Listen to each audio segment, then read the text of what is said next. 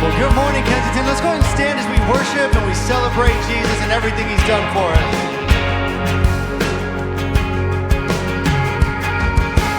Sometimes on this journey, I get lost in my mistakes. What looks to me like weakness is a canvas for your strength. My story isn't over, no, my story's just begun. And failure won't define me, 'cause that's what my Father does. Yeah, sing that again. Failure won't define me, 'cause that's what my Father does. Ooh, oh, lay your burdens down. Ooh, here in the Father's house. Check your shame out the door, 'cause it ain't welcome anymore. Ooh, oh, you're in the Father's house. Yeah. Oh.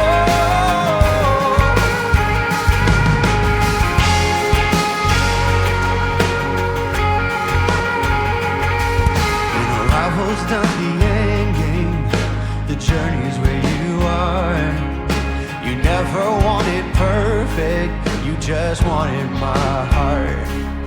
And the story isn't over if the story isn't good, 'cause failure's never final when the Father's in the room. Yeah, oh, failure's never final when the Father's in the room. Ooh, oh, lay your burdens down. Ooh, here in the Father's house. Check your shame out the door, 'cause it ain't welcome anymore. Ooh, you're in the Father's house. Yeah. Oh.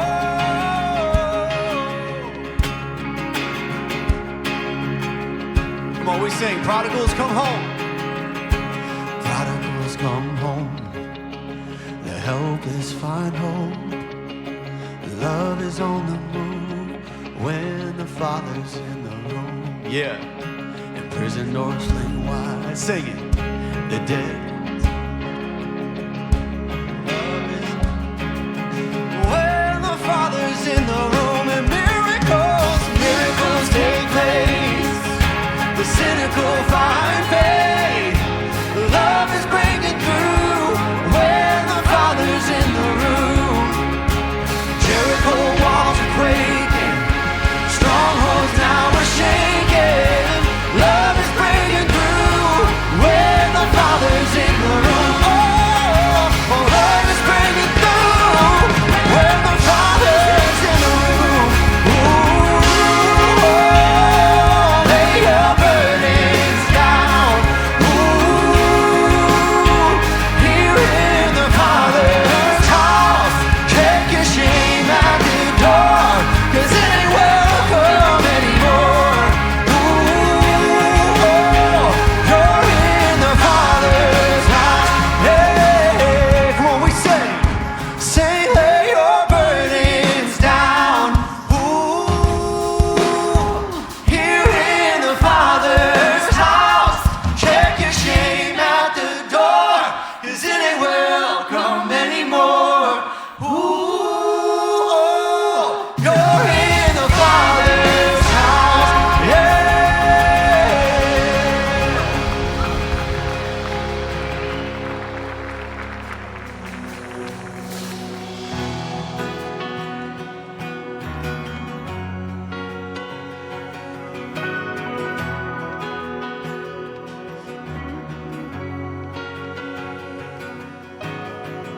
Over every sin and every failure, every pain and every hurt, over every lie that has been spoken. Come on, you sing this. You are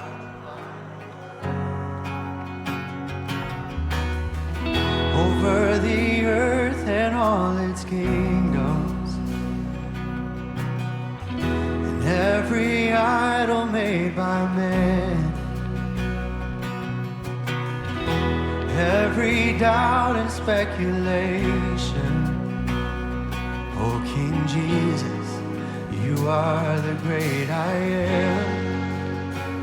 Above it all, every name, all praise is yours. Above it all, you reign, let the earth rejoice. You have overcome the world, you will always be above it all. Yeah.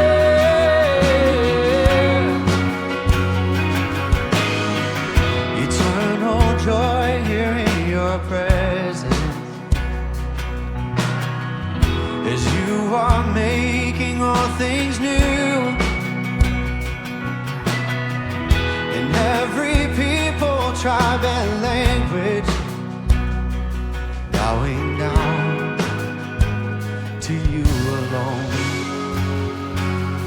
But to the King who sits upon the throne, above it all, every name, all praise is yours. Above it all, you reign, let the earth rejoice. You have overcome the world, you will always be above it all.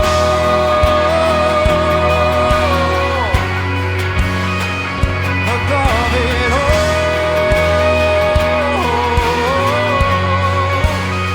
Come on, sing Jesus. Jesus, no one is higher. Creation shouts your name as we sing, holy, holy, be enthroned upon our praise. For you alone are worthy, the slain and risen Lamb. All honor, power, and glory, your kingdom. Jesus, no one is higher. Creation shouts your name as we sing, holy, holy, be enthroned upon our praise. For you alone are worthy, the slain and risen Lamb. All honor, power, and glory, your kingdom has no end.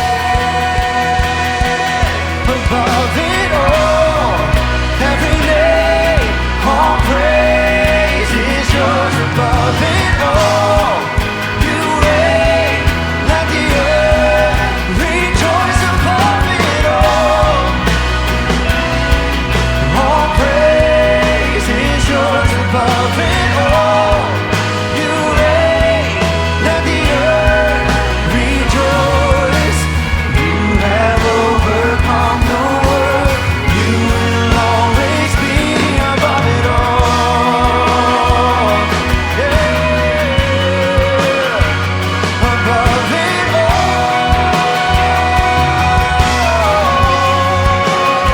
Oh,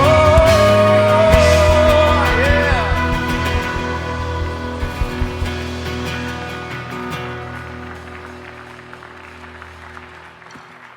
Good morning. How are you guys doing this morning?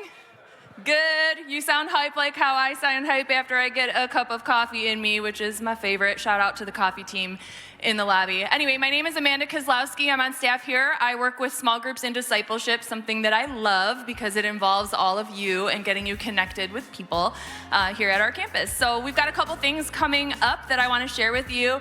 If you're anything like me, I do not like to plan things super far in advance. So good news for you, everything I'm talking about today is either happening today or is happening sometime in the next 7 days. So the first thing I want to share with you is we have Thanksgiving baskets coming up this weekend.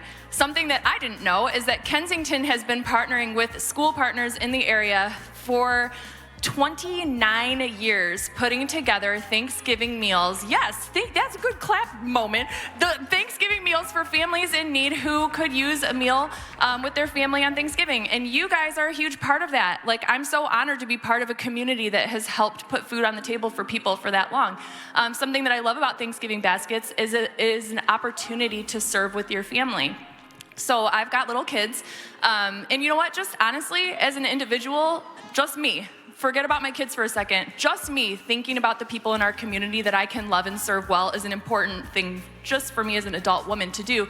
But as a mother paired up with that, knowing that I can have a conversation with my children about what it looks like to love the people in our community and how we can actively take steps towards that is a big deal. This is a great conversation starter for families. And I did this announcement earlier, and my precious son, who is sitting in the back right now running the cameras, was like, "Oh, Mom, your announcement reminded me that I brought $6 today to put towards Thanksgiving baskets. Can you make sure that it gets to the right place?" And that like totally melted me because I'm like, you're so amazing. Like he brought his own money to put towards Thanksgiving baskets. So Jack brought $6. It cost $65 to put a meal on the table. So I don't know who else in this crowd is gonna add to that $6, but if you could consider doing that, I think that would be amazing. So anyway, the next thing I want to talk about is baptisms. So baptisms are next week Sunday. I love the baptism service. It is my absolute favorite kind of service that we do here at Kensington. I mean, I love the Christmas with like lighting the candles. Okay, that one's special. But baptisms are a celebration about what God has done in people's lives. Like getting to hear people's stories and just watch person after person after person be baptized, it is such a representation of how good God is and how far he will go to reach us and love us. So you can catch me sitting in the back with my tall husband next to our tall friend. We hang out back there so we don't block people, but we are loud. Sometimes I cry, but we definitely clap and cheer a lot. Baptisms are great. So if you haven't been baptized, that is part of your Christian journey. It's something that Jesus talks to us about and says, hey, this is something that we do where we can tell everyone in the world, I'm a new creation. God has done something new in me, and it's just part of what we do. So if you've never been baptized, please pray about and consider being a part of that this Sunday. Sunday could be your day, and you could have me cheering, clapping, and crying for you. So yeah, please consider doing that. If you want to sign up, you can check out that way there, or we'll be out at the hub. You can ask anybody there under the orange hub sign how to get involved with that. So, whew. Talking fast. The last thing I want to talk to you about is something special that we have today. It is the Orion Connect time. So this place is big. Look around. This is like a full room. It was super full in the first service. This is a full room right now. There's a lot of you guys here, and we want to make sure that when you come to this place, you feel like this can be a home for you, a home for your family. We want you to feel known, and we want to know you. I want to know as many of you as possible. So if you have questions about who we are, who Kensington is, any of the ministries that we have, any of the serving opportunities for you and your children, we want to connect with you about all of that. It's super chill. It is not a formal meeting. It is like a, hey, I have these like grapes here for you to eat, and please ask me all your questions. Craig will be there. So please, we're gonna be down in the cafe area, which is just, it's down the steps right past the kids' play area. And if it looks like people are just kind of hanging out in there, that's exactly what's happening. But if I'm there, then you know it's go time. Come connect with us. We wanna meet you. So anyway, all of my love to you guys, and Craig has a couple of things. Hey, remind me again, I asked this first service, your son's name? His name is Jack. Jack? Yes, and he specifically said he did not want to be called out, but here we are. Calling him out, because we love him. I'm not gonna, because he's super cool, and Yeah. even though he's in the back camera in the booth, I'm not calling him out. No, we would never do that, no. But what I think is super cool is, bro, you're making the service happen for thousands of people today as a significant part of it, and I think that's awesome. I'm proud of him, yeah. There are a few things that I just wanted to make you aware of really quickly.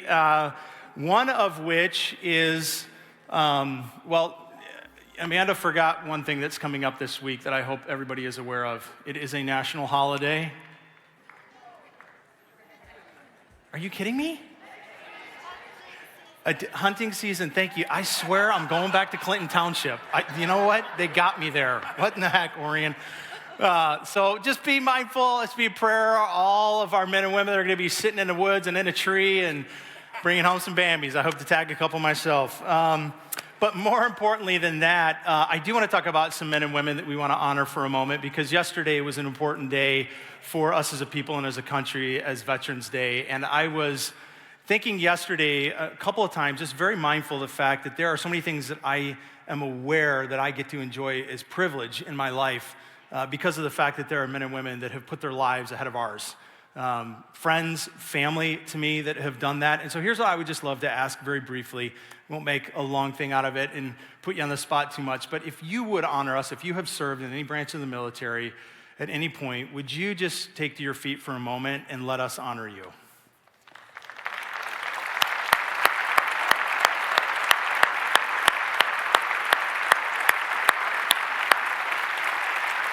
Thank you. In a couple of weeks, we're going to be launching into a new series called Making Room, and this is our series that leads us into Christmas, which I don't know if you're emotionally there yet, but you better get there, because here it comes. Every year, it's like it sneaks up on us, and Christmas is upon us.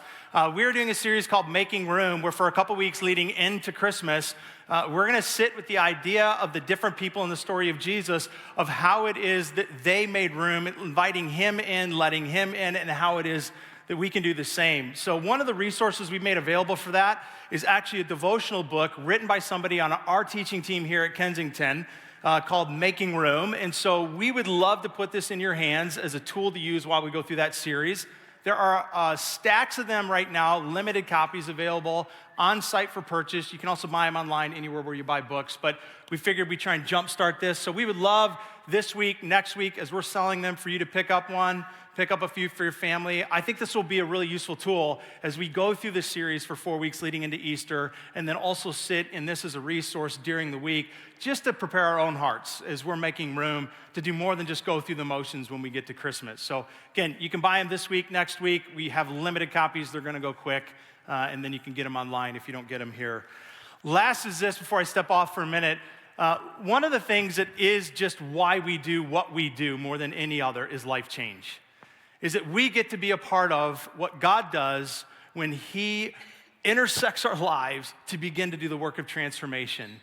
And this time of year, if you've been around any length of time, you know it, that we celebrate those stories this time of year, leading all the way up until the end of the year. And so one of the stories that we're going to show you right now is from our Birmingham campus, a young woman named Jasmine. And her story is just how God met her in that community, and with all of Kensington has been a part of helping her take the steps as she has walked and trying to understand who Jesus is and what the plans are that he has for her life. So for a couple minutes, here's Jasmine, here's her story. One of the things that I love the most is when people give their life to Jesus for the first time. It brings such hope and joy into their life. You know, this is what we're all about, seeing Jesus meet people and impact people. I want to thank you for your generosity to the church, and this is a season where we get to reflect on our giving.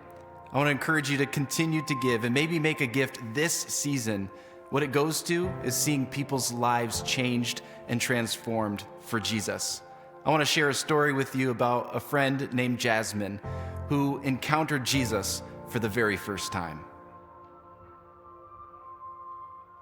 So there was one time I was just going shopping with my friends, and some people came up to me handing me this flyer and say, "Hey, have you heard of Jesus? I want to tell you about him." And then he just started, telling me all this stuff. And I was like, whoa. This information was being put in my face. That was my very first impression.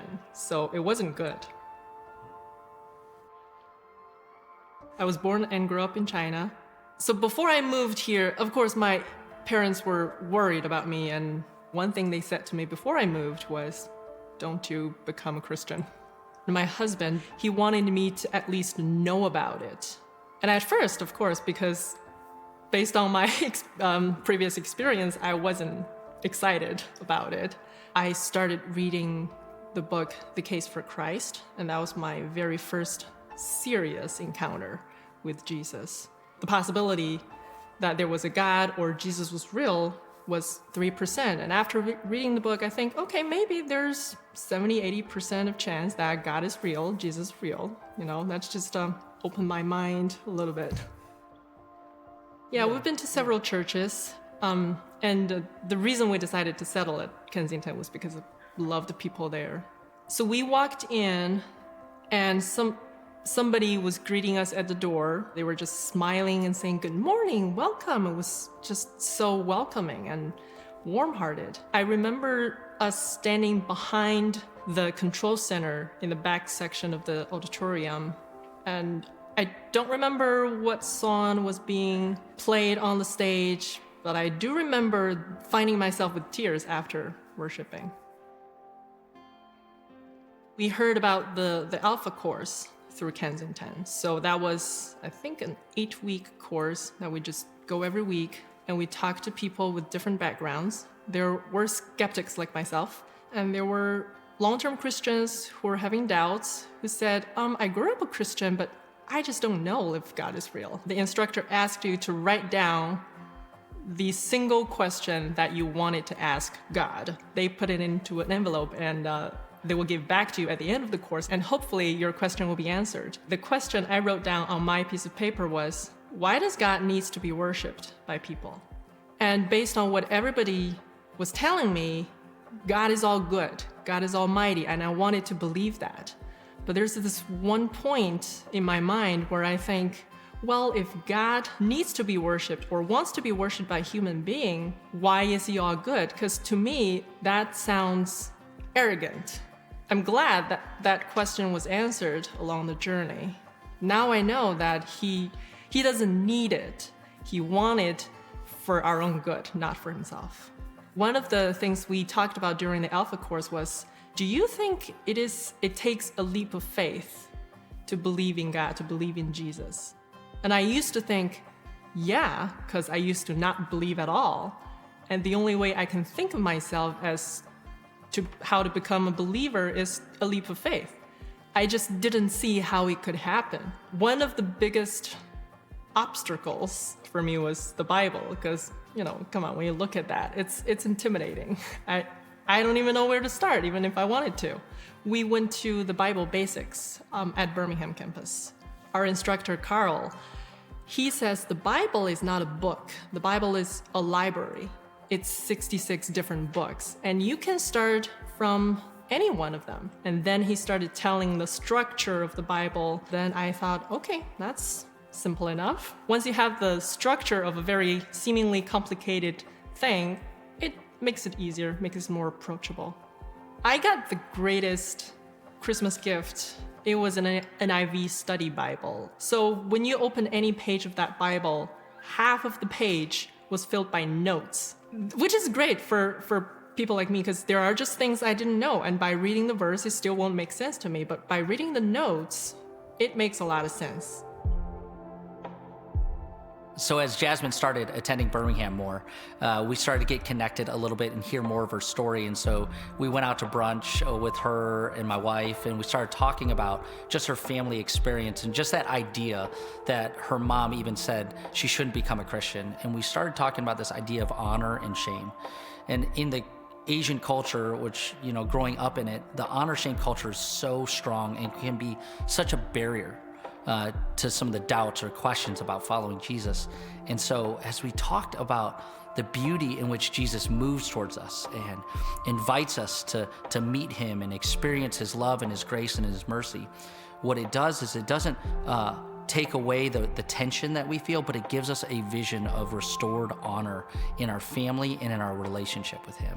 And I watched as Jasmine started thinking about those words, her eyes started to well up with tears, because something was literally breaking inside of her, breaking open to the possibility that she could experience Jesus' love and he could transform her. And it was this beautiful moment where you saw her life start to take another step towards him on a journey of faith. At Kensington, I felt everything was offered to me, and it was at my will whether I take them or not.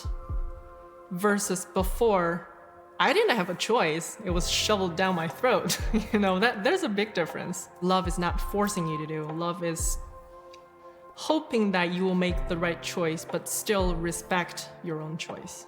So back to the earlier question of whether it is a leap of faith. I think I have an answer now to that question. I don't think it's a leap of faith. It's actually a step of faith.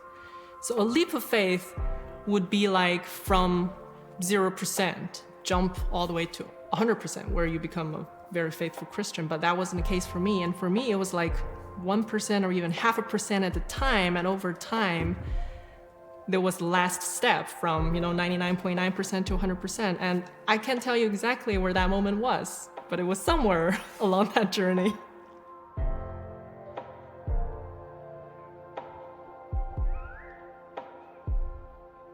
I love Jasmine's story, and I know that for a lot of you can, and us, we can relate to parts of it.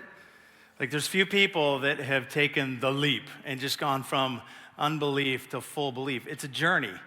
And sometimes, like she said, it's an incremental journey where it's just a little degree and a little degree and a little degree. But the journey of faith, it is a journey.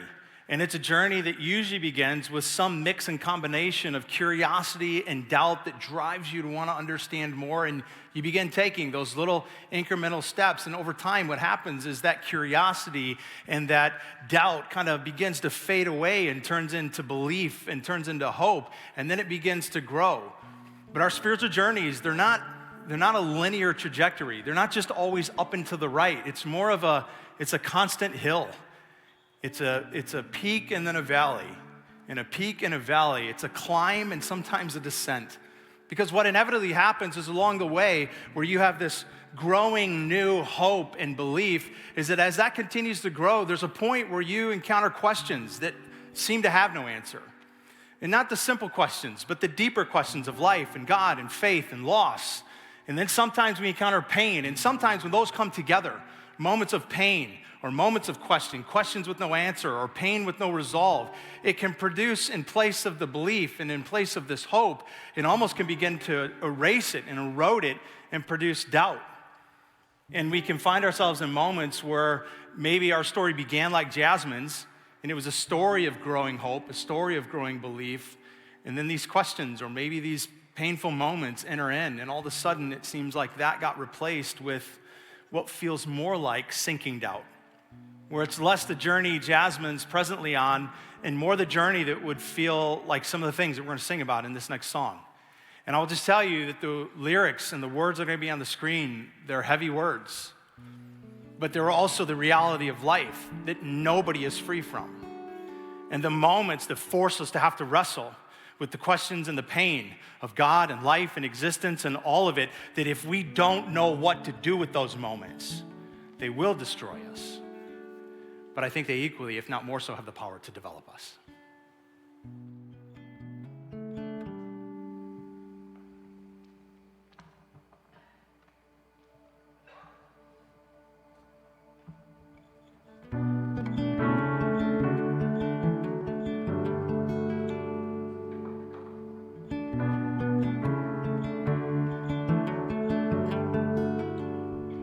Sometimes marriages don't work, and sometimes babies die.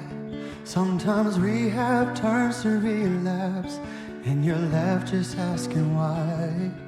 And for all the prayers I've prayed, I still wonder if he's real. And if he is, how is he choosing who he does and doesn't heal? I've tried to run from Jesus, I've started holy wars, I've tried the patient waiting and the kicking down the doors. I've cursed his name in anger with my fist raised to the sky. And in the end, all he's ever been is kind.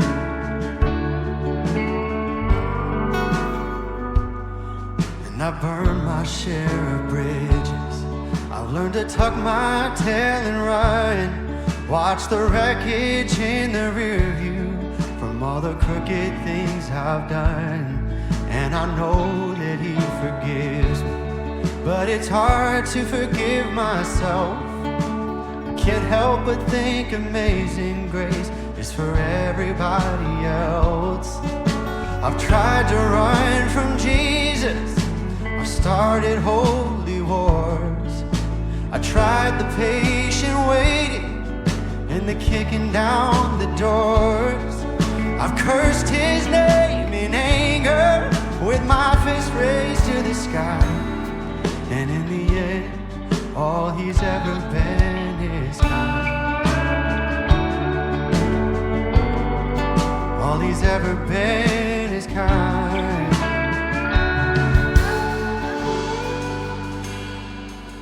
and I know I wasn't there.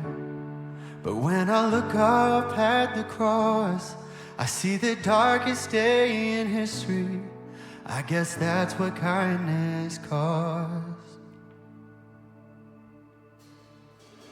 I tried to run from Jesus, I started holy wars. I tried the patient waiting and the kicking down the doors. He knows I don't deserve it, but he's never changed his mind. And in the end, all he's ever been is kind. All he's ever been is kind.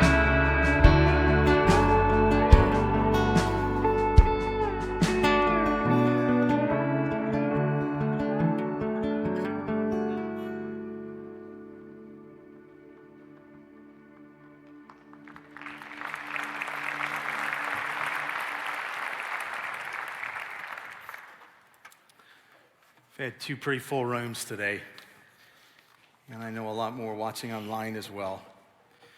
And I just know that that means that there's some of us and that many people that would say we're in a really great spot right now, in a season where life is good and family is strong and God seems to make sense.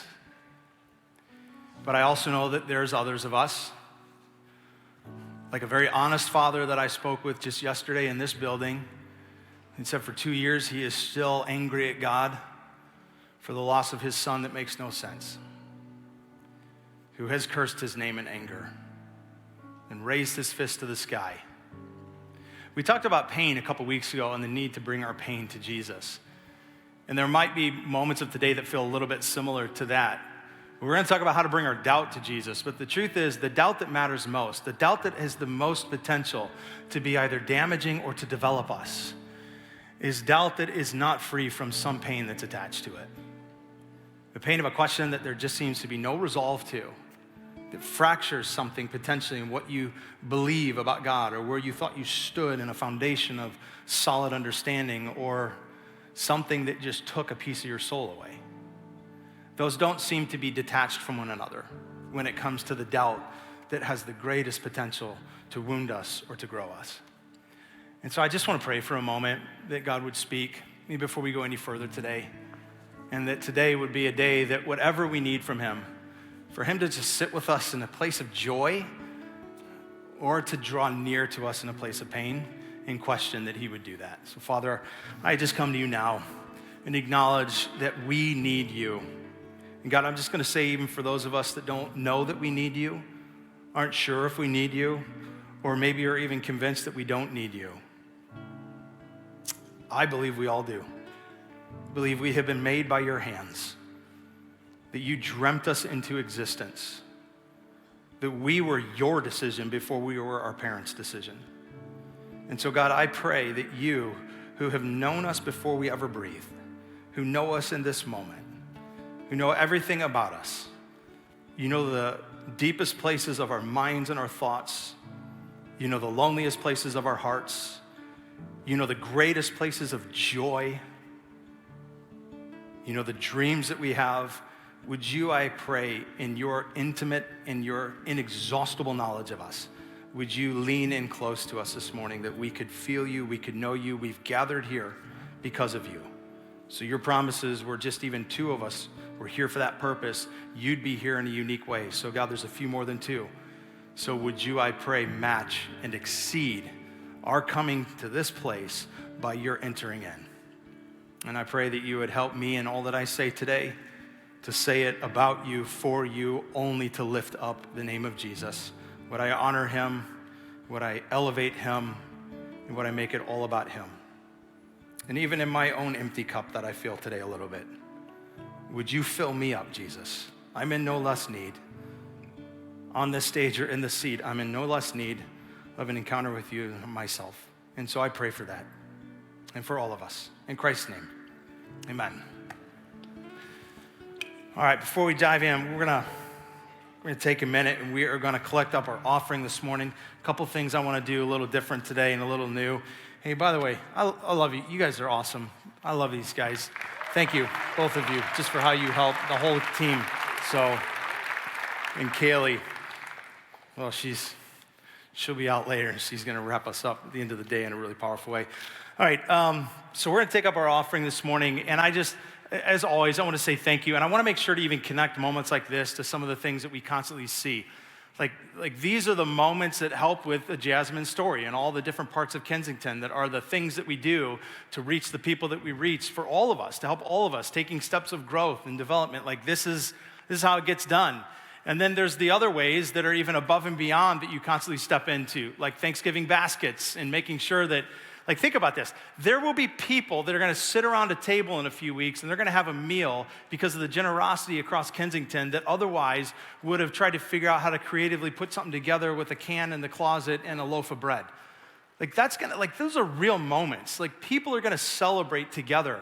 And they're going to fill their bellies together because this campus and this community across campuses keep saying yes to opportunity to tangibly love other people. So this is how we get it done. This is why this is so important. This is why we make moments out of this. We don't just pass a bucket and say nothing, because this is missional moment here. This is moments where we believe in what Jesus is doing and what he's called us to do and how he's called us to be a part of it. At the same time, one of the things that we get asked a lot around here, and I get asked a lot at our campus, is, okay, you tell us all the time what we're doing, but how are we doing? Not how are we doing the things we do, but like financially. You tell us how what we give is making an impact, so like how are we doing? Like a family moment. Like nobody has a budget here that they don't ever talk about at home. If you do, you probably have some problems. But we talk about our budget at home. We talk about our finances. We bring our kids even into some of the decisions that we make. And that's a question we get here a lot. Hey, how are we doing? So one of the things we're going to start doing, not every week, but from time to time, is just a quick moment of, hey, here's how we're doing as a campus, particularly. Not even like all of Kensington, but just for a moment, here's a snapshot of how we're doing at Orion. So you can see on the screen, these are big numbers. You look at these numbers and you're like, holy smokes, these are not what my numbers look like when I look at my personal budget. But here's why the numbers are so big. Honestly, because our vision and our mission is bigger. These are numbers that are all about reaching people. And I tell you this all the time. The minute you become to believe that these numbers aren't about reaching people, then either give your money somewhere else or go somewhere else, because we have ceased to be who God called us to be. But as long as we are, these are why the numbers are big, because we've got a big mission. At this present moment, coming into the end of the year, here's where we're at, just a little bit behind where we'd hope to be at this point of the year. So all I would do is share this with you, one, so that you would know, because these are our numbers. But two, just to continue to ask, for you to ask God, what do we keep doing together as a community? And maybe you're doing exactly what he wants you to do. Keep doing it. Maybe he would nudge you to do more. And frankly, maybe he'd nudge some of you to do less. There are seasons that has to happen as well. I would just ask, whatever you do financially, you do it because God has motivated you to do it and you're responding to it, and that's it. But we thought it would be valuable for a few times throughout the year to just say more than, hey, thank you, we appreciate you, here's how to give, but also, hey, here's right now at this particular season, here's how we're doing. Good? Thank you. Thank you. I was like, all right, I was going to go back to Clinton Township. Okay, here we go.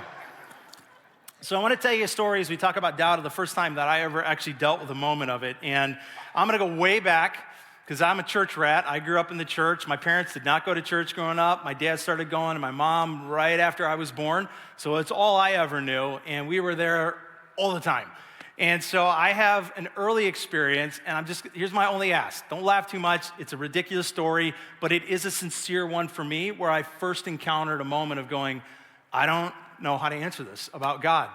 So we were in a class, not too different than what we do back in Journey, just very different size, arcade kids. Wow, I just went to another church in my mind. You're like, where are you? Oh, it's been a week. So I was in the class back in the room, just like we do here. And it was a group of boys, and I think we were probably around 10 or 8, somewhere in that range, like 8 to 10. And this guy, I wish I could remember his name. He was there every week with us, and I think we probably drove this guy mad. If he had gray hair by the time he was done with us, it's because we gave it to him, 100%. And so I remember we were like all ADD, all off the charts, always squirrely, did everything he could do just to corral us. But I do remember this one time, he had this lesson about God's bigness and like God can do anything, basically. And so at the end, we have this discussion time, and we just start throwing questions at him. Again, group of like 10-year-old boys. So our questions were like, could God turn himself into a mountain? It's like, yeah, I mean, I guess if God could do anything, he could do that, guys. We're like, oh. could God jump the Grand Canyon and clear it? And he's like, yes. I mean, we were theologians in the making. I mean, scholars to be. You know, so we're just like dropping all these questions on him. And then I told you, this is a silly story, right? So then there's a kid in the classroom, the theologian of us all, who posed the question that none of us knew how to answer. And he says, I got one. He goes, could God turn himself into a peanut butter and jelly sandwich? And we're like, oh, yeah, you have the floor, young scholar. And so, you know, I don't know what the teachers or what the guy in the classroom said. I mean, at some point, I'm sure he concluded with, you're all ridiculous. Yes, if that's what God wanted to do, he's God.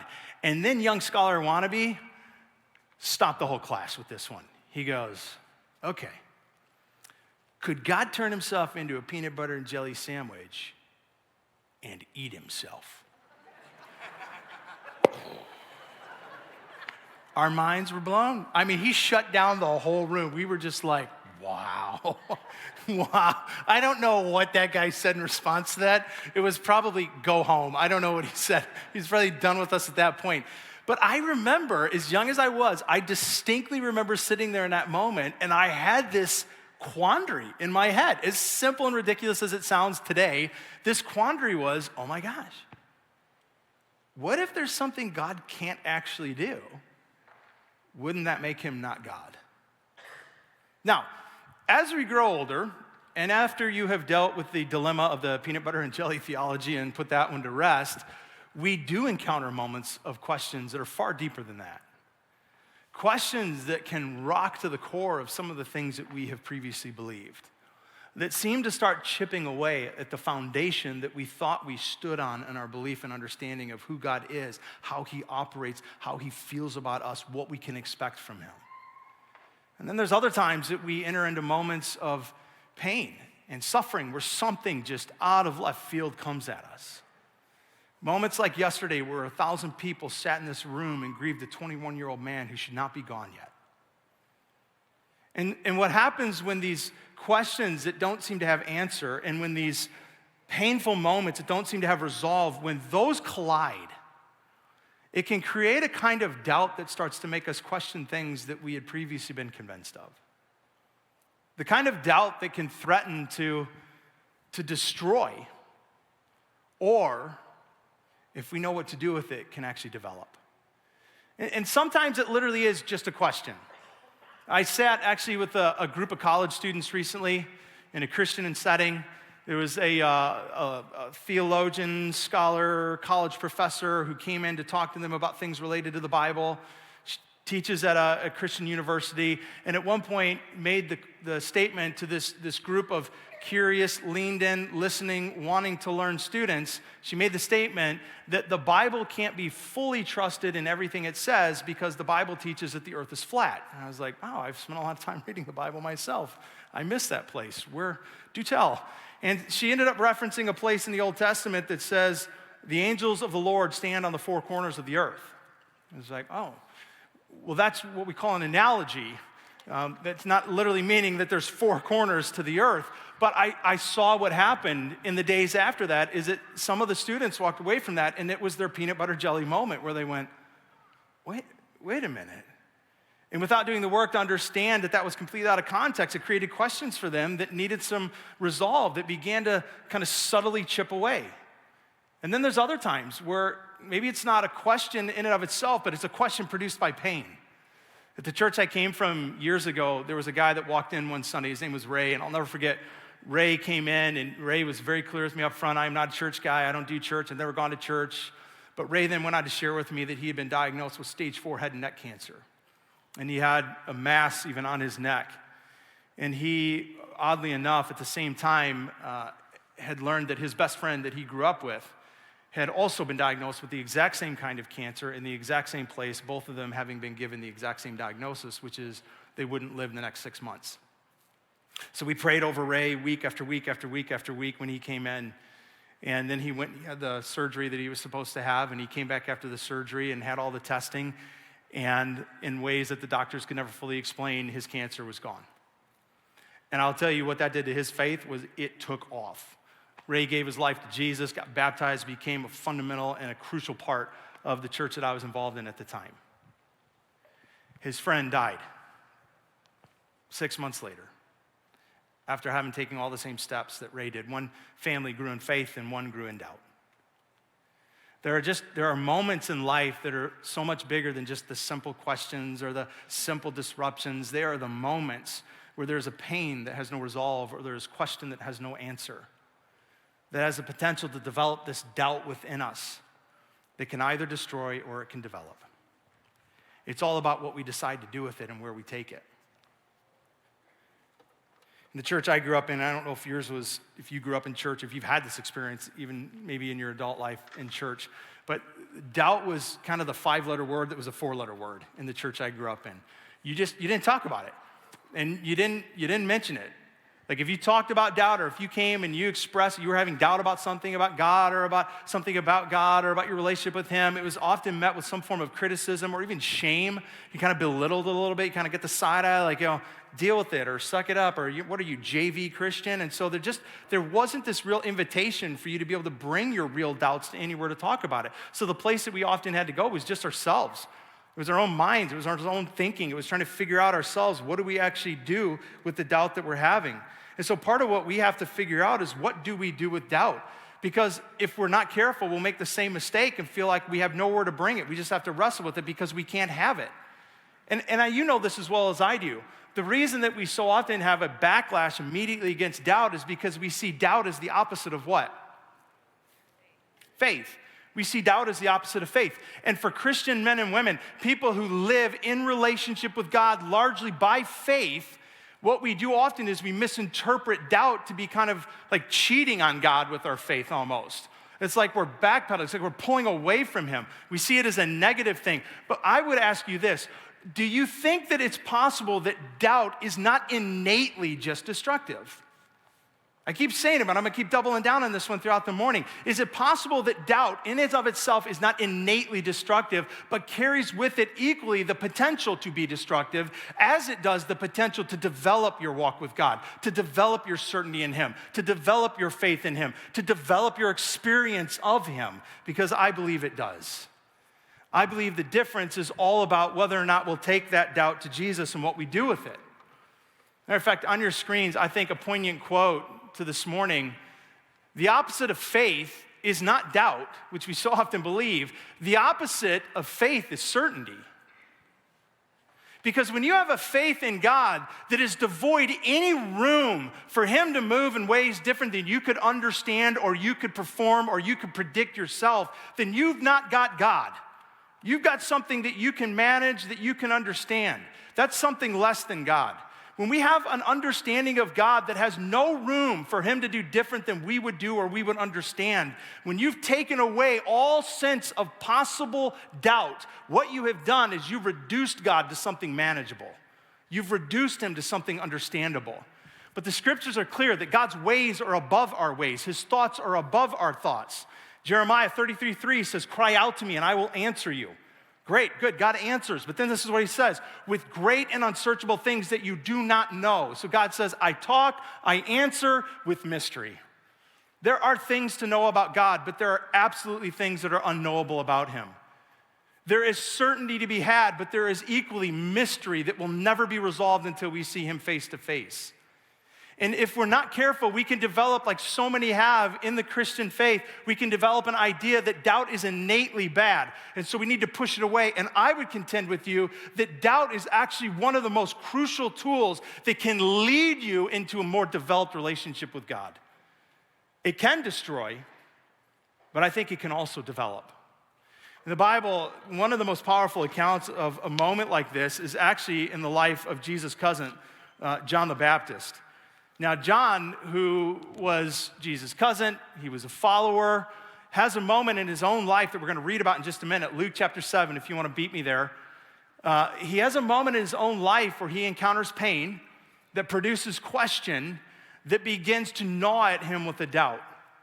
And I think it probably stands even 2,000 years later as one of the best examples of what it is that God gives us invitation to do with our own moments of doubt. Small, great, born out of question or born out of pain, an example of what to do. Now, before we read it, I do want to just context in case you don't know John. So John the Baptist is a big deal. In the Bible, John the Baptist is not just Jesus' family member, he's a cousin, not just a follower of Jesus. Like, this guy was handpicked by God before he was ever born to be the forerunner of Jesus. In many ways, he was like Jesus' spiritual agent. So Jesus, having been prophesied for centuries as the Messiah to come, to take the upside down world that is and eventually create a method in which to right side this world and all of us, there is a responsibility placed on John to run ahead of Jesus before he enters into humanity and makes his announcement and tell everybody one message: the kingdom of God is coming. That's John's job. He's out there telling everybody, Jesus is coming. The kingdom is coming. The kingdom is coming. And people are responding. Like, people start following him. He develops his own little group. He starts discipling people. He starts baptizing people. Like, it begins to spread. There's an anticipation that begins to develop. Even before this and before John takes up this mantle, if you go back to some of the stories in the Gospels, you have the story of one time John's mother, Elizabeth, and Jesus' mother, Mary, both pregnant at the same time, come together for a visit. And if you know the story, you know this, but in the womb, John starts doing backflips. Like, he recognizes Jesus in the womb. Like, this is how important this guy is in the life of Jesus. This is how set apart he is for the work that he'll be doing for Jesus. Is that before he ever takes a breath of oxygen, he recognizes Jesus in the womb, and he starts leaping. Then John is born, and there's a season of his life early on where we don't get a lot of detail, but he goes off into the wilderness, he retreats for a season, and when he comes out and emerges, that's when it's game on. And his mission and his message is clear: the kingdom is near, and everything begins to grow. It's like the stage is getting set for Jesus. And then Jesus appears. And he kind of comes out of hiding after 30 years, comes out of the shadows, and he begins to announce, I'm that guy. And he starts to tell John about it. John's one of the first people that actually hears this. So that no longer is John's message, the kingdom is coming. John begins to shift that the kingdom is here. Matter of fact, it was John even that baptized Jesus. And it was while he was baptizing Jesus that there's this audible voice from heaven that says, this is my son in whom I am well pleased. So even if there was any question in John, which at this point I don't think so, but even if there was, like, are you really the Messiah? And are you God? And yes. Like, okay, that's all I needed. Like, I mean, this is John. Here's what I'm trying to communicate. He is a big deal, and he is a big believer. There's also a point that as John continues to teach, he starts to send more and more people towards Jesus. And instead of being the forerunner, he becomes the follower. And he starts making it very clear, the kingdom is here, the kingdom is here. Well, that becomes a threat to the empire around them because they're the kingdom. And so what they start hearing is a new king, a new kingdom. And so they start to feel threatened by that. As a matter of fact, many of the followers of Jesus early on thought that that's what kingdom of Jesus would end up doing, is going toe to toe and sword to sword and fist to fist. And so what begins to happen is that the surrounding existing kingdoms of power start to become intimidated by it, not to mention the fact that John has a reputation for calling out all the brokenness of the kingdoms and the authorities around him. So he very quickly becomes public enemy number one. And so after all of this that he's been doing for Jesus, instead of finding himself sitting in some right-hand seat of power and authority and influence, he finds himself sitting in a jail cell with the threat of his head being taken off of his shoulders. And I have to imagine that this is not the triumphant kingdom that John had pictured. That when he heard about this new kingdom to come and the king who had come with it, that what he assumed and what he pictured and what he hoped is that the existing kingdom would be overthrown by it. And yet now he finds himself in that kingdom's prison, waiting for a decision on whether or not his head will be taken from his shoulders. Some of you have been in a place in your own life, and some of you, maybe you would describe yourself there right now, where you have gone through something in life that just doesn't make sense if God is on your side. My whole afternoon yesterday consisted of conversation after conversation after conversation of just that. How could God? Why could God? Why did God? Why didn't God? And that's John. In a moment going, if you're on my side, this doesn't make sense. And so he sends questions to Jesus, born out of his pain. Luke chapter 7, this is what we read. John's disciples told him about all these things. These things are the fact that literally in the verses just prior to what we're going to read, there are accounts of Jesus healing a sick man, raising a young man from the dead. And so John's disciples come to him and they start telling him all these things while he's in prison. Hey, here's what Jesus is doing. And calling two of them to himself, John sent them to the Lord to ask this question: are you the one who is to come, or should we expect someone else? This is John the Baptist. Jesus' cousin, his forerunner, did a backflip in the womb, heard the voice of God from heaven. This is John, whose whole life was about following Jesus as the Messiah. And here's his question in this moment: Jesus, I've done everything you asked me to do. I ran out in front of you. I told everybody about you. I began to baptize people to lay the groundwork. I baptized you. I've sent my own followers to you. I've done everything that you've asked. And if you haven't noticed, things aren't going so well for me at the moment. And you're out there helping everybody else, but I've got no word that you're coming to my aid. And so I have to ask, Jesus, did I bet on the wrong horse?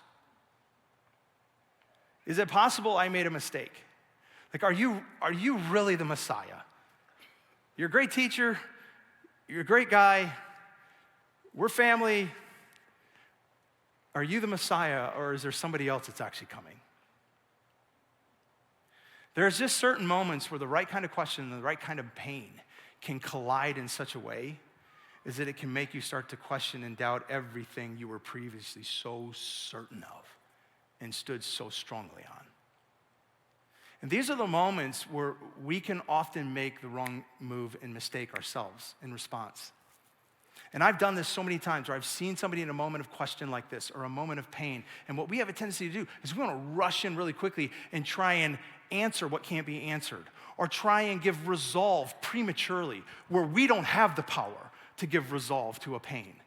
But we try to rush in sometimes because we're uncomfortable and we don't know what to do. We don't know what to do with people's questions and we don't know what to do with people's pain. And we want to help and we want to resolve, or we want to deal with our own uncomfortableness. And so we try to rush in and we try to fix it and we try to take care of it and we try to answer it. And what we do often is we just mess things up because there are certain things that we don't have the knowledge to answer, or we don't have the power to heal. But this is where sometimes we, in response to some of these deepest soul level questions and pain, we rush too quickly to try to provide an answer, to try to resolve things that can't be resolved. Like yesterday, talking to a dad that asked me, why did God not stop the horrific events that took my son's life a few years ago? Do you know how bad I want to give an answer to him? Do you know how bad I want to say, well, here's what I know. Because of that, here's what's going to happen and the impact his life will have. I don't know. And I can't answer that. I know I've been guilty of trying to in the past. Here's how Jesus answers. You go back to the text. It says in verse 20, when the men came to Jesus, they said, John the Baptist sent us to you to ask, are you the one who is to come, or should we expect someone else? At that very time, Jesus cured many who had diseases, sickness, and evil. And he gave sight to many who were blind. And so he replied to the messengers, go back and report to John what you have seen and heard.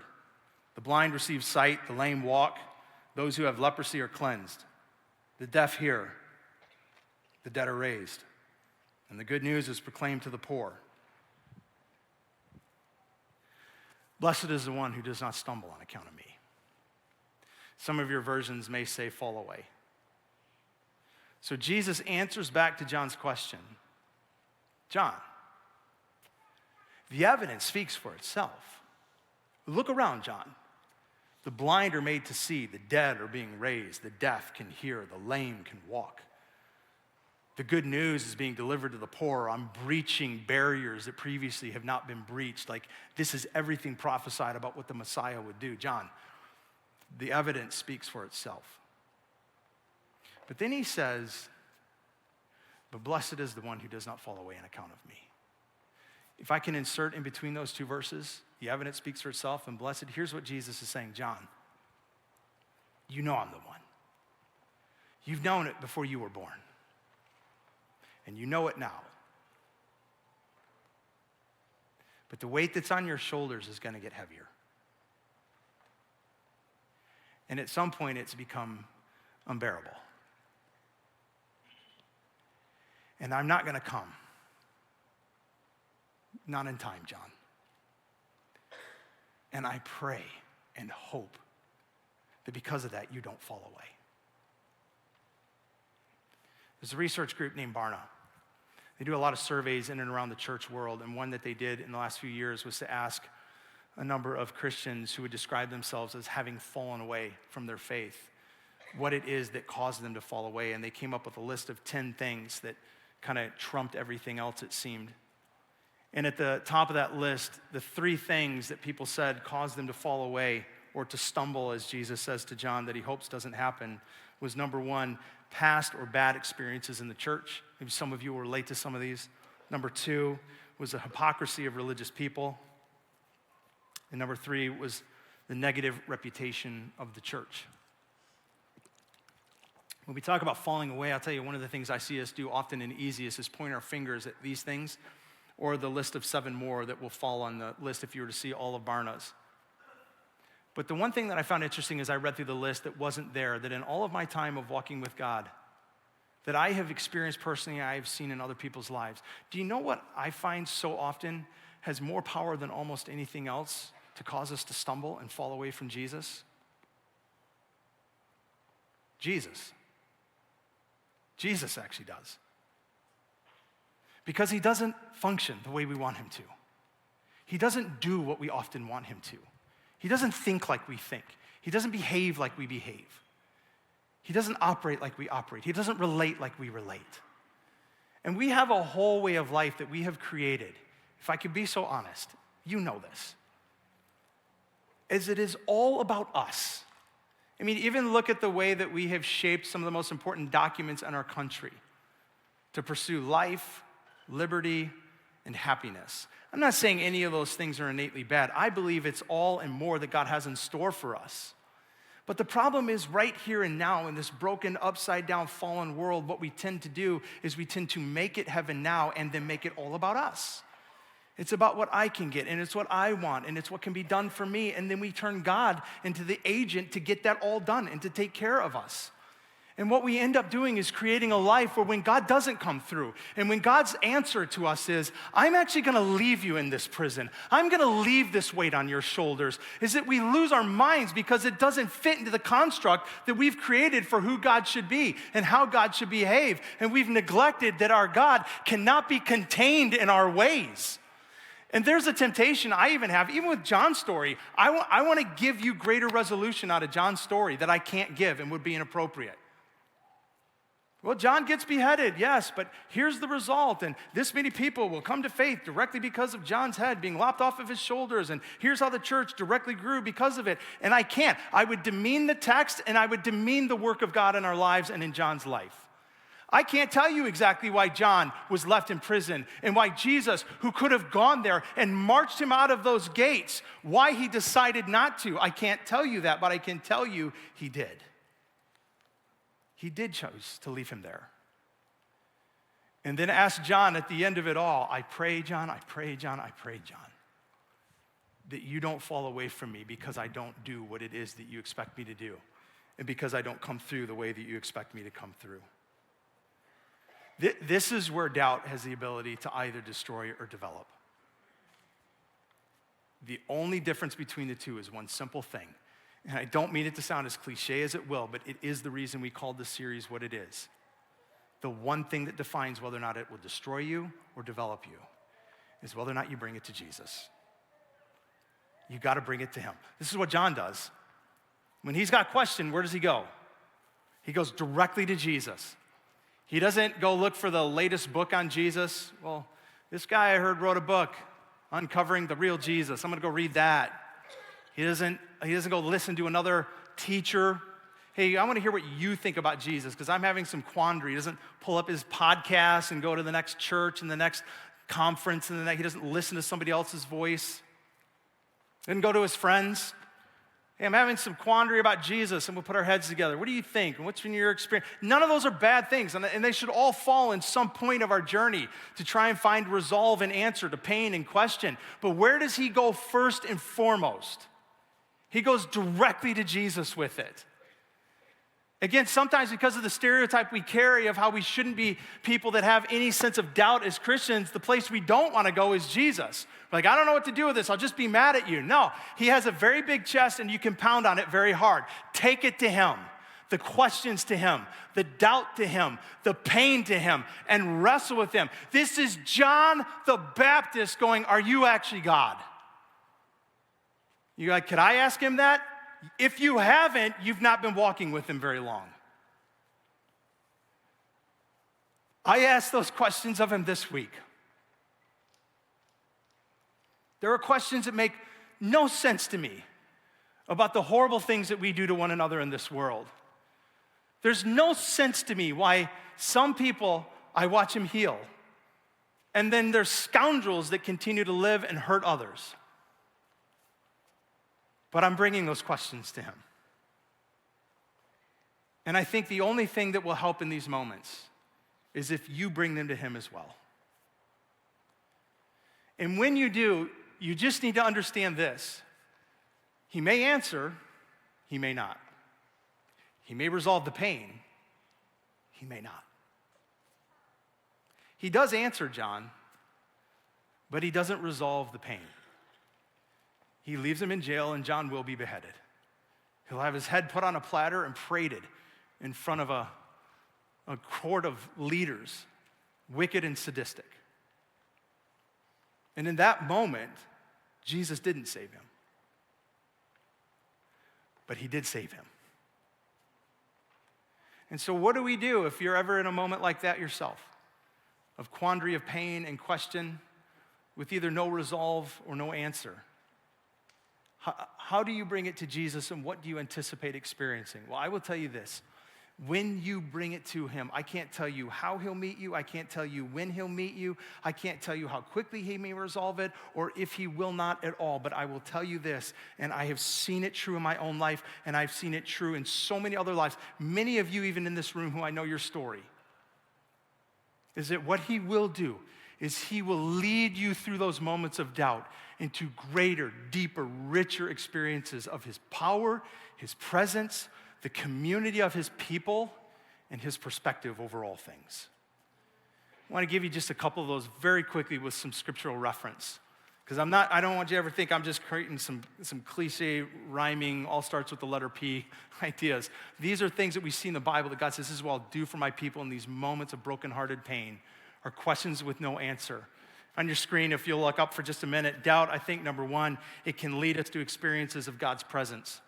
Here's what Psalm 34 says. This is David. The Lord is close to the brokenhearted, and he saves those who are crushed in spirit. There is a promise in Scripture that when there is something fracturing in here, that God does something uniquely different to draw close to those moments of our life where we are broken. And I would contend with you that doubt is the product of brokenness. There is something breaking, even if it's just a question and there's no pain attached to it. There are questions that begin to chip away at the foundation of things that we stand on and believe, that can get fractured. There's a broken heart sense that can happen. Like, wait, I thought this is what you do, or I thought I could be certain about this about God, and it begins to affect your heart. It's because it's a relationship with him. And so when doubt sets in, it is something against the heart. And part of God's promise is that when you're in that place of brokenheartedness, I will be close to the brokenhearted. Part of his promise is I will draw near to you in a unique way. If you bring your questions, you bring your pain, when you present your doubt to him and go, God, I don't know what you're going to do with this, God, but here's what it is, and I'm throwing it at you. I think part of what he does is he begins to move closer to you in a unique way and in a tender way. And what he has taught me time and time again in those moments is that his presence is more powerful than his provision. That what he does to be with me is more powerful than what he can do to provide for me. And there are some of you in this room that you have suffered at levels I have never suffered at. And so I have to default to your stories because many of you have shared the same. that in tremendous places of pain and loss and questions born out of that and doubt that has gnawed at you is that you have experienced the presence of God so powerfully that even though there is pain, you have met with him in a way that you would never want to exchange. Telling you, his presence is more powerful than his provision. I think our doubt also has the power and the ability to lead us into God's power itself. Again, up on your screen, this is the Apostle Paul that'll write these words. Paul, if you don't know his story, did not start out as a believer in Jesus, was actually the biggest antagonist against it, tried to crush Christianity, becomes a follower. His life was not an easy life. He was sought after, he was persecuted, they tried to stone him to death. I mean, this was a guy that was well acquainted with pain and questions, with doubt, all of which God met him in the midst of. Well, here's one of the things that Paul realized. 3 times I pleaded with the Lord to take this away from me. If you know the text, he's talking about something that he's been plagued with, that scholars for centuries have tried to figure out what it was. We have no idea. Here's what we know. Paul has something in his life that's plaguing him that he's begged God to take away from him, and God's answer has been this: my grace is sufficient for you. In other words, no. But this is what he says: my power is made perfect in your weakness. And so this is Paul's response then. Okay, then I will boast all the more gladly about my weakness, that Christ's power may rest on me. We don't like to even talk about our weakness. We are so fiercely independent. We're gonna take care of life. We're gonna get it done. We don't expose where we have weakness. Here's what Paul learned. Somebody who came from a position of power. He was among the elites when he was against Christianity. This was a man that sat in the highest seats, that had the highest reputation, born in the right neighborhoods, went to the right Ivy League school. Like, this was a man that knew what it was like to wield power. And his conclusion was, you know, the greatest form of power I have ever experienced is when I'm actually weak. And when Christ's power rests on me. He says, then there is a perfection made in power in my weakness. I would just tell you, what I have experienced and what I have witnessed is time and time again, men and women who have brought their questions and brought their pain and brought their doubt to God and have experienced a form of power that is not experienceable in any other way, where he actually takes your weakness and he transforms it into a divine supernatural power. I think our moments of doubt also have the ability to lead us into greater experiences of God's people. Again, this is part of what Paul would once write to the church that he was in relationship with, and it helped start in Corinth. He says, praise be to the God, the Father of our Lord, Jesus Christ, the Father of compassion and the God of all comfort, who comforts us in our troubles, so that we can comfort those in trouble with the comfort we ourselves are receiving from God. For just as we share abundantly in the sufferings of Christ, so also our comfort abounds through Christ. If we are distressed, it is for your comfort and your salvation. If we are comforted, it is for your comfort, which produces in you patience, endurance of the same sufferings we suffer. And our hope for you is firm, because we know that just as you share in our sufferings, so also you share in our comfort. Here, if I can sum this up, here's what Paul is saying. I think it's actually very similar to what a grieving dad said to me in the lobby yesterday. He said, the loss of my son has created a pain that I am confident will one day be somebody else's power. I'm like, wow. I think there is something so unique about the Christian community. When I sat earlier in the week and I talked with a mom and a dad and siblings who would lay their brother and son to rest yesterday, and they talked about the amount of meals that have come to their home. He said, we've got more food than we know what to do with. We've had gifts randomly left at our door, gift cards. And she just went on to say that there has been an experience of the community of Jesus' body coming around them that they have no idea how they would have otherwise gotten through this or would get through this, and they've never experienced other than in this moment and in this situation. People can love people. We can do that whether you love Jesus or don't love Jesus. But if it is true that the Spirit of God lives in us and that us together makes up the body of God, I will just tell you, there is something powerful that happens when God's body comes around a hurting person with questions or pain or doubt. There is something supernatural that will flow out of that community into your life that I will just tell you, you cannot experience with any other group of people. But you can with the body of God because His Spirit flows through those moments and through that community. Our doubt has the ability to lead us, if we allow it, into greater experiences of part of what is the power and potential of this community called the body of Christ. And then lastly, I'll just give you this, is that I think doubt has the ability to lead us into greater experiences of God's perspective. It can lead us into having God's perspective. One more place I want you to see on the screen, out of the scriptures. This is Paul writing to the Roman church. I consider that our present sufferings are not worth comparing, not with the glory that will be revealed in us. For the creation awaits in eager expectation for the children of God to be revealed. For the creation was subjected to frustration, not by its own choice, but by the will of the one who subjected it, in hope that the creation itself will be liberated from its bondage to decay and brought into the freedom and the glory of the children of God. We know that the whole of creation has been groaning as in the pains of childbirth, right up to the present time. Not only so, but we ourselves, who have the first fruits of the Spirit, groan inwardly as we wait eagerly for our adoption as sonship, the redemption of our bodies. For in this hope we are saved. But hope that is seen is no hope at all. Who hopes for what they already have? But if we hope for what we do not yet have, we wait for it patiently. Here's what he's saying. He says, listen, the whole world is groaning. He doesn't just say you and I. We groan. We understand loss. We understand questions. We understand doubt. But Paul says the whole planet is groaning.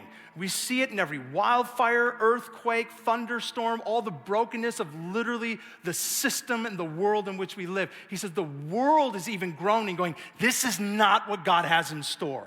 Just like we do. But what he says at the end is, but we're waiting. We're patiently waiting. Waiting for what? For the fact that this life is preparation for eternity. You were not made to just live 70 years or 80 years or less. You and I were made to live for all of eternity. Whether or not there is a disruption on this side of it at a shorter age than we would ever anticipate or not, whether or not on this side of it there's pain that we didn't want or questions that we have no answer to, here's the reality. This life is preparation for the whole of existence God has made you for, not the opposite. And sometimes we lose perspective of that, and we bank everything on the 70 or 80 here and now. So that when there's questions with no answer, when there's pain with no resolve, it throws us, it rocks us. Instead of pulling back to see God's perspective and go, this life is that, eternity is this. We're made for eternity, and not some ethereal float around weirdness in the sky, but an eternity where God remakes the heavens and this planet. One of the hopes that I have is of the people that in my pain I've said goodbye to, I'll see them again. And not with angel wings and harps. We're gonna be walking the streets on this planet. We're gonna be sitting in meadows on this planet. We're gonna swim in lakes again on this planet one day when it is remade right and perfect. A day when there is no more loss, there is no more sadness, there is no more pain, there is no more suffering. On a day when all of your questions are answered and when you know fully and are known fully. And Paul says, it's not here yet, but it's coming. And so we wait, and even though we groan, and the planet does with us, we know that the groaning's not our end, that the glory of Jesus is. And so even in the midst of pain that may never be resolved, or questions that may never be answered, we can still worship Jesus and celebrate him as sovereign, as beautiful, as right, as perfect, as good. The next song that we're gonna sing is, you may sing it because you may recognize the words, but I would encourage you to sit in it and to let the lyrics wash over you and to just ask yourself, what is it you need to bring to Jesus right now? Maybe it's just joy. Sit there and celebrate that with them. But maybe there's a pain, a question. Maybe there's something right now that is your sense of sitting in a prison cell going, why would you, how could you, if you're for me? Bring it to him. Bring it to him. And I don't know how, when, or where, or to what degree, but I promise you, if you do and if you stay that course, you will know his presence, his power, his perspective, and the beauty and joy of his people like nothing else can show you.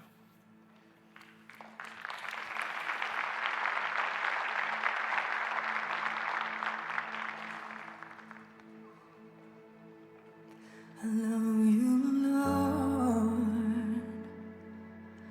Oh, your mercy never fails me. In all my days, I've been held in your hands.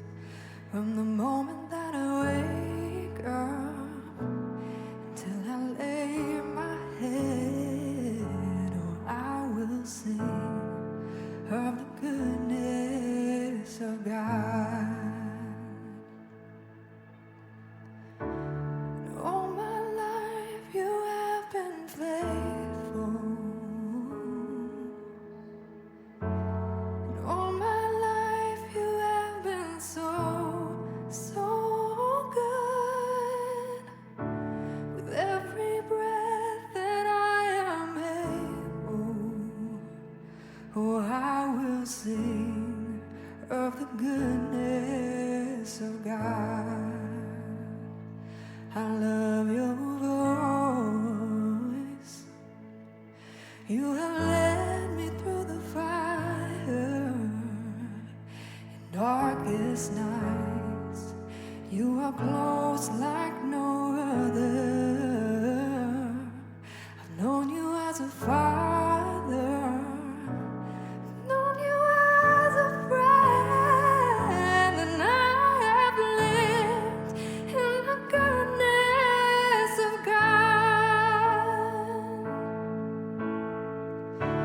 And all my life you have been faithful.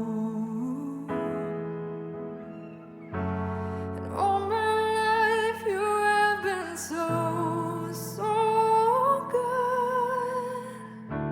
With every breath that I am able, I will sing of the goodness of God.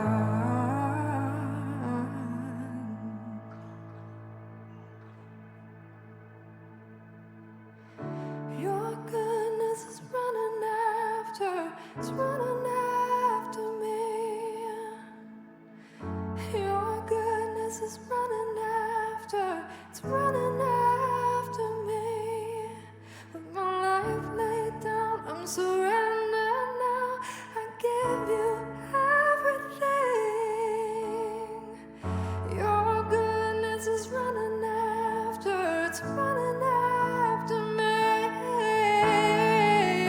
Your goodness is running after, it's running after me.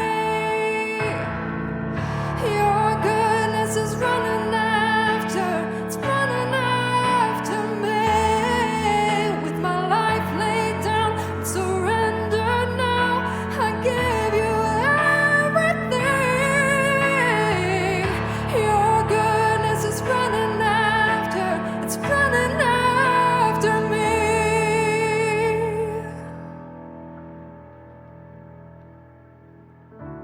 And all my life you have been faithful.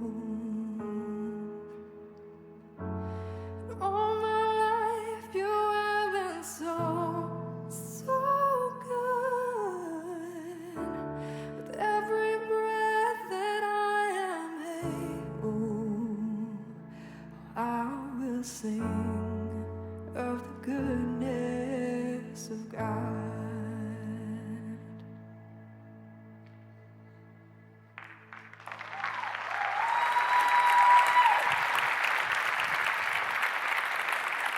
And so, God, I just pray right now that as we move out into the rest of our week, that our experience would be your goodness chasing us down.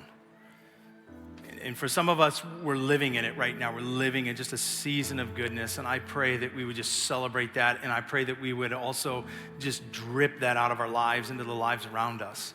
And for those of us in a season right now where we need your goodness and we need the reminder of it and we need the experience of it, God, would you chase us down with it? Thank you that as this world and as our lives groan with questions, with pain, with doubt, that we can also, beyond all of that, have hope that the groaning will one day end, that the questions will be answered, the pain will be gone, and that a new order will begin. In Jesus' name, amen. Hey, as you leave today, remember we have Orient Connect happening down in the cafe. We'd love to meet you down there. We have books for sale for the series coming up in a few weeks out near the hub, so grab one of those. And we will see you next Sunday as we continue on. Have a great rest of the week.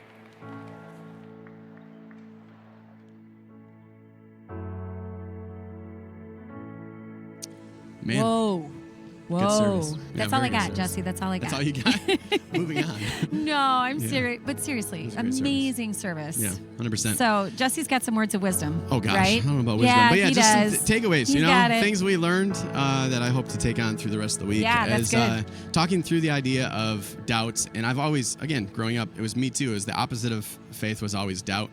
And kind of what that looked like. So don't doubt, don't talk about it, don't do those things. You weren't but supposed instead, to. yeah, you weren't supposed to. Right, exactly. But instead, the idea of the opposite of faith being certainty, because you're sure of everything and you don't ever question, you don't stay curious, all those things, and that's Yeah. a beautiful thing. And then it leads us into these amazing things that he walked through, that all start with the same letter, which is awesome. I love that. But the doubt can lead us into an experience with the presence of God. Cool. Doubt can lead us into an experience with God's power, which I absolutely love. I think we lack that a lot of times because we don't doubt and don't step into those moments. But that doubt can also lead us into an experience of God's people and having the church come around, which we've seen over the last even couple so days much. in Yeah. some different situations. And then doubt just inviting us in to experience God's perspective. And I know that's the one that kind of resounded that's the one with that you. resounded with me Yeah. earlier service. And I need to go back and listen again. I think Yeah. this is going to be a twofer for me. Yeah, for sure. Going to have to listen again. Yeah. Oh So my good, gosh. though. Yeah. Great day. Yeah. It was a beautiful service. We just are so glad you guys took the time to be with us today. 100%. And we're so excited to invite you back to next week. What's happening next week? Baptisms Yes. next week. So if you haven't signed up or you want to just ask questions, Exactly. reach out to us. We would love to have a conversation with you. For sure. Yeah. Have an We'll be back awesome next week, everybody. Enjoy Ooh. that sunshine. What's happening tonight Last with thing, students? Students go. tonight, I always want to leave with that. Yes. Tonight we are heading into 4 o'clock to 6 o'clock, just walking through what it looks like to kind of share our faith and what that looks like for us. So cool. And then next week, Friendsgiving, onesie night next week. So be a part of that. We'd love to have you there. I know. Onesies Oh are my the gosh. best. I wish I Anyway. was a student again. Yeah. Well, me too, actually. But anyway, I love yeah. it. I It's love awesome. it. Have a great Have a week, great day, guys. everybody, and we will see you next week. Take care.